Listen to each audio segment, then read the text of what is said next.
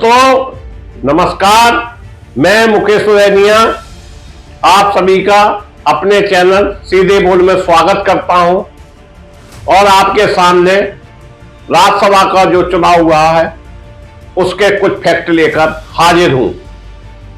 यह तो सुना था कि केंद्र में सत्ता पाने के लिए लखनऊ से होकर रास्ता गुजरता है, परंतु यह नहीं सोचा था कि हिमाचल से होते हुए लखनऊ के रास्ते दिल्ली का रास्ता हो जाएगा। किस तरह का लोकतंत्र हो रहा है। जो विधायक रात को खाना हिमाचल में राज्यसभा प्रत्याशी अभिषेक मनु सिंघवी के साथ खा रहे हैं, इतना ही सुबह नाश्ता भी उन्हीं के साथ कर रहे हैं, परंतु उनके मन में क्या चल रहा है यह कहा नहीं जा सकता। और जब वोटिंग हुई तो कांग्रेस प्रत्याशी को हार का सामना करना पड़ता है। इसे क्या कहेंगे, जिस पार्टी से चुनाव लड़ा उसी को हरा दिया। इतिहास में पहली बार संभवतः यह देखने को मिल रहा है। राज्यसभा चुनाव में उत्तर प्रदेश और हिमाचल में जबरदस्त क्रॉस वोटिंग ने भाजपा को भरपूर फायदा कराया। उत्तर प्रदेश में इसी वजह से सपा के तीसरे प्रत्याशी को भाजपा के 8वें प्रत्याशी से शिकस्त मिली। उत्तर कांग्रेस शासित राज्य हिमाचल में कांग्रेस प्रत्याशी को भाजपा प्रत्याशी से हार का मुंह देखना पड़ा। मित्रों, यूपी की 10 में से 8 सीटों पर भाजपा के प्रत्याशी जीते। इसमें से भाजपा के अमरपाल मौर्य को 36 वोट, आरपीएन सिंह को 34, साधना सिंह को 34, संजय सेठ को 29, संगीता बलवंत बिंदे को 36, सुधांशु त्रिवेदी को 38, तेजवीर सिंह को 38, नवीन जैन को 34 वोट मिले। वहीं सपा से जया बच्चन को 34, रामजी लाल सुमन को 34 वोट मिले। सभी जीत गए। सपा प्रत्याशी आलोक रंजन को हार का मुंह देखना पड़ा, उन्हें सिर्फ 16 वोट मिले। इसका मुख्य कारण सपा से विधायकों ने बगावत की। हिमाचल प्रदेश की एक सीट पर भाजपा प्रत्याशी हर्ष महाजन ने कांग्रेस के अभिषेक मनु सिंघवी को हराया।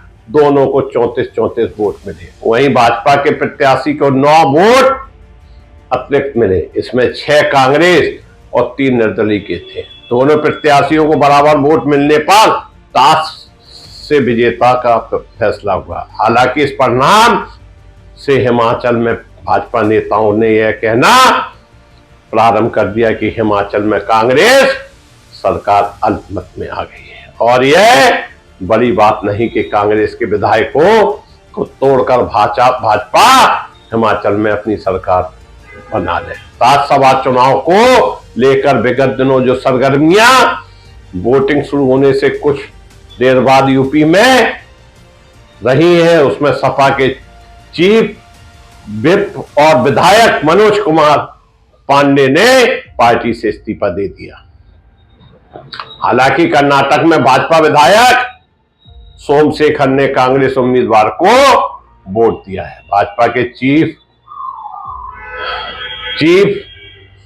डोनन गौडा जी पाटिल ने यह जानकारी दी, जिस भाजपा के विधायक ने यह काम किया है उस पर कार्रवाई की जा रही है। वहीं सपा के 8 विधायकों ने एनडीए का समर्थन किया। उसमें राकेश पांडे,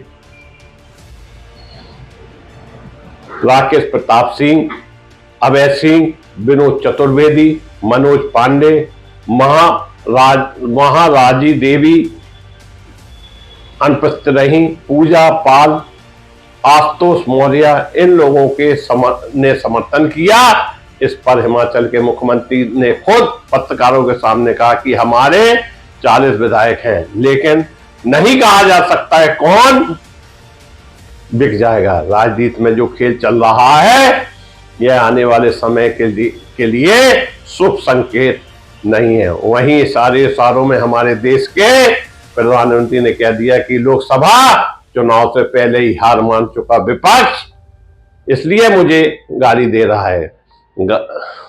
उन्होंने केरल के त्रिपुरम के केंद्रीय स्टेडियम में भाजपा की राज्य इकाई की पदयात्रा समापन समारोह के मौके पर यह बात कही।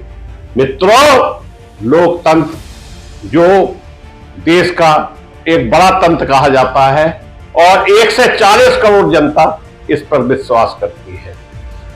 जनप्रतिनिधि को जनता चुनती है और वही जनप्रतिनिधि जब देश में अपने हिसाब से चलने लगता है तो जनता भी उसको कहीं का नहीं रखती है।